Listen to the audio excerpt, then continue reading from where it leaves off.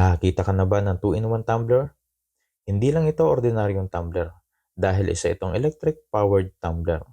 Ang device na ito ay may kakayanang magpainit at magpalamig ng tubig kaya meron itong dalawang compartment. Rechargeable itong device na ito na pwedeng-pwede i-charge sa mga wall outlet, swak na swak din sa mga camping, outing at iba pang outdoor activities dahil pwede din ito i-charge gamit ang solar panel.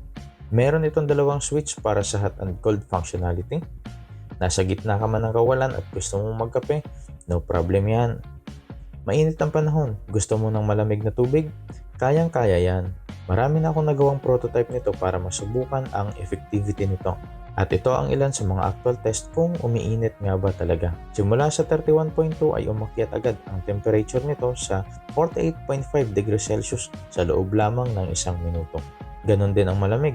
Ang test ko ay nagsimula sa 32.5, bumagsak ito sa 31 degrees Celsius sa loob lamang ng isang minuto. Kung ang video na ito ay kapaki-pakinabang, follow for more.